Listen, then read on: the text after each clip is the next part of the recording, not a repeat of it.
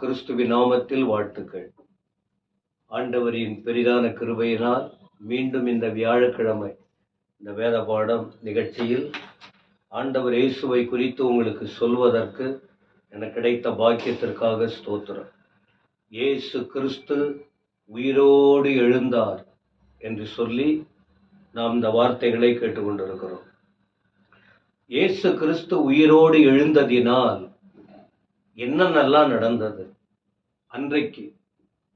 இன்றைக்கு இதன் மூலம் நாம் அறிந்து கொள்ள வேண்டிய விஷயங்கள் என்ன என்பதை சில வார்த்தைகளின் மூலம் உங்களுக்கு நான் குறிப்பிட விரும்புகிறேன்.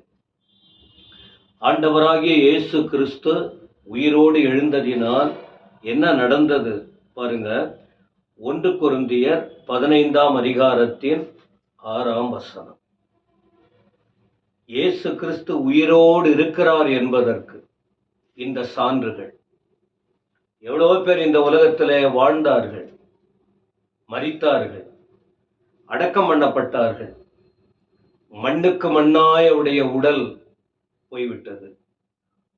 எழுந்து எல்லாருக்கும் காட்சி கொடுத்து சத்தியத்தை உறுதிப்படுத்தின சம்பவங்கள். பெரிய தலைவர்கள் வந்தார்கள். நம்முடைய தேசத்தில், உலகத்தில் ஒருவரும் இதை போல எழும்பி சத்தியத்தை நிலைநாட்டியது இல்லை. ஆனால் என் ஆண்டவர் இயேசு கிறிஸ்து மட்டும்தான். அதனால்தான் உலகம் முழுவதும் இந்த உன்னத நாமம் உயர்த்தப்பட்டிருக்கிறது. 1 கொரிந்தியர் 15:6 பாருங்கள். அதன் பின்பு அவர் 500 பேருக்கு அதிகமான சகோதரருக்கும் ஒரே வேளையில் தரிசனமானார். என்ன ஆச்சரியம்! இயேசு உயிரோடு எழுந்தார். அது அப்படியே உயிரோடு எழும்புவதே மிகப்பெரிய அற்புதம். ஏன்னா அவர் உயிரோடு இருக்கும் போதே சொன்னார், நான் உயிரோடு எழுந்திருப்பேன். யாராவது சொல்லியிருக்காங்களா? கேள்விப்பட்டிருக்கீங்களா? எந்த அறிஞராவது, எந்த கலைஞராவது, எந்த மகான்களாவது நான் மரிக்க போறேன், நான் உயிரோட எழும்ப போறேன், நான் இதை செய்ய போறேன், யாராவது சொன்னதை கேட்டிருக்கீங்களா? என் ஆண்டவர் இயேசு சொன்னார். என் ஆண்டவர் இயேசு அப்படியே செய்தார். அவர் உயிரோடு எழுந்த பிறகு வேத வாக்கியங்களின்படி அநேகருக்கு தரிசனமானார். ஒரே நேரத்தில் 500 பேருக்கும் அதிகமான சகோதரருக்கு தரிசனமானார். எதிர்கால திட்டங்களை அவர்களுக்கு அறிவித்ததாக அந்த வசனம் குறிப்பிடுகிறது. இன்னும் யோவான் 19ஆம் அதிகாரத்தின் 33 பாருங்கள். ஆண்டவர் இயேசு இந்த உலகத்தில் என்ன வேதனைப்பட்டார் பாருங்க. 33-34ஆம் வசனம். அவர் இயேசுவினிடத்தில் வந்து அவர் மரித்திருக்கிறதை கண்டு அவருடைய கால் எலும்புகளை முறிக்கவில்லை. இயேசு கிறிஸ்துவர் அந்த இடத்துல ஆண்டவர் இயேசு சிலுவையிலே அடிக்கப்பட்ட போது, அதுக்கு முன்பு பாருங்க, எவ்வளவோ வேதனை, எவ்வளவு ரத்தம் சிந்தினார், பாடுகளை அனுபவித்தார், சிலுவையில் அடிக்கப்பட்டார். அப்படி அவர் உயிரோடு எழும்பின அதன் பிறகு இந்த வலியெல்லாம் மாறிவிட்டது, இந்த வேதனையெல்லாம் மாறிவிட்டது. இயேசு மரித்ததற்கும் உயிரோடு எழும்பினதற்கும் அநேக சாட்சிகள். 35 சொல்லுது, அதை கண்டவன் சாட்சி கொடுக்கிறான். அவனுடைய சாட்சி மெய்யாய் இருக்கிறது.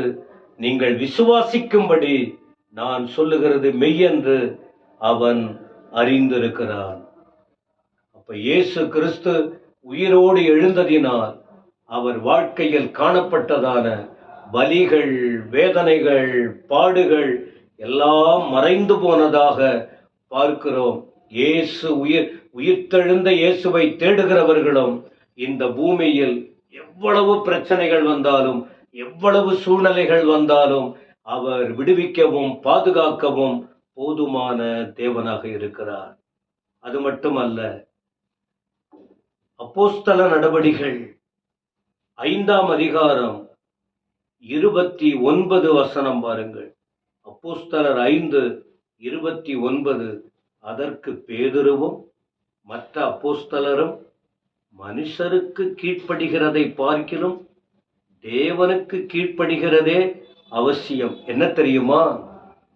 ஆண்டவர் இயேசுவை ஏற்றுக்கொண்டவர்கள் அவர் உயிரோடு அவர் மரித்த பின்பு ஒரு பதற்றத்துக்குள்ளே, ஒரு அச்சத்துக்குள்ளே காணப்பட்டார்கள்.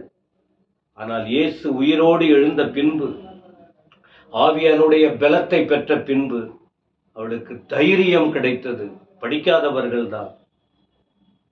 தைரியம் கிடைத்தது, விசுவாசம் உண்டானது, ஞானம் கிடைத்தது. சத்தியத்தை சத்தியமா அவர்கள் சொல்ல ஆரம்பித்தார்கள். அப்ப அங்க என்ன சொல்றாங்க? குறிப்பா 4ஆம் அதிகாரத்தின் 19 பாருங்க. அப்போஸ்தலர் 4ஆம் அதிகாரம் 19ஆம் வசனத்தில், அவருடைய நாமத்தை குறித்து எங்கே நீங்க சொல்லக்கூடாது. அன்றைய அதிகாரம் இயேசு கிறிஸ்துவை குறித்து, அவர் நாமத்தை குறித்து எவ்வளவும் பேசக்கூடாது, போதிக்க கூடாதுன்னு கட்டளையிட்டார்கள். அப்ப அந்த நேரத்துல கூட அவருடைய சீஷர்கள் பேதுருவும் யோவானும் அப்படி பயமுறுத்தின ஜனங்களுக்கு சொல்றாங்க, தேவனுக்கு செவி கொடுக்கிறதை பார்க்கிலும் உங்களுக்கு செவி கொடுக்கிறது தேவனுக்கு முன்பாக நியாயமாய் இருக்குமோ என்று நீங்கள் நிதானித்து பாருங்கள். ஏன் தெரியுமா? நாங்கள் சொந்த கண்களால் கண்ட சத்தியம், நாங்கள் கேட்டது உண்மையை பேசாமல் இருக்க முடியாது என்று குறிப்பிடுகிறார்கள். ஒரு தைரியம் உண்டாகிறது. இயேசு கிறிஸ்து உயிரோடு எழுந்ததினால் தைரியம் வந்தது. சத்தியத்தை சத்தியமா சொல்ல ஆரம்பித்திருக்காங்க. இங்க 5ஆம் அதிகாரத்தின் 29ஆம் வசனத்தில் பார்க்கும்போது, அதற்கு பேதுருவும் மற்ற அப்போஸ்தலரும், மனுஷனுக்கு நாங்க கீழ்ப்படிய மாட்டோம், தேவனுக்கு கீழ்ப்படுகிறது அவசியம். ஏன் தெரியுமா? நீங்க மரத்துல இந்த இயேசுவை தூக்கி கொலை செய்தீங்க. ஒரு தவறும் அறியாத, ஒரு தவறும் செய்யாத, ஒரு குற்றமும் புரியாத இயேசு கிறிஸ்துவை நீங்கள் மரத்துல தூக்கி கொலை செய்தீங்க. ஆனா இயேசுவை தம்முடைய பிதாக்களின் தேவன் எழுப்பினார். பிதாவாகிய தேவன் கல்லறையில் இருந்த இயேசுவை உயிரோடு எழுப்பினார். இஸ்ரவேலுக்கு மனம் திரும்புதலையும் பாவ மன்னிப்பையும் அருளுகிறதற்காக அவரை அதிபதியாகவும் இரட்சகராகவும் தமது வலது கரத்தினாலே உயர்த்தினார். சாட்சி சொல்றாங்க. நீங்க அடிச்சு கொன்னுட்டீங்க, சிலுவையில் அடிச்சாச்சு, ஆனா இயேசு உயிரோடு எழுந்தார். பிதாவாகிய தேவன் அவரை உயர்த்தினார், வலகரத்தினால் உயர்த்தினார். எனக்கு அன்பான தேவ ஜனமே, ஆண்டவர் இயேசு உயிரோடு இருக்கிறார். இந்த உயிர்த்தெழுந்த இயேசு இன்னைக்கு அநேக உள்ளங்களை உயிர்ப்பித்துக் கொண்டிருக்கிறார். நீங்க எதை நம்பிக்கொண்டு இருக்கிறீர்கள்? உங்கள் வாழ்க்கையில் விடுதலை வேண்டுமா? உங்கள் வாழ்க்கையில் நன்மை வேண்டுமா? உங்கள் வாழ்க்கையில் பரலோகம் வேண்டுமா? உங்கள் வாழ்க்கையில் கட்டப்பட்ட நிலையிலிருந்து விடுவிக்கப்பட வேண்டுமா? பயந்து ஒளிந்து கொண்டிருக்கீங்களா? சமாதானம் இல்லாமல் தவித்து கொண்டிருக்கிறீர்களா?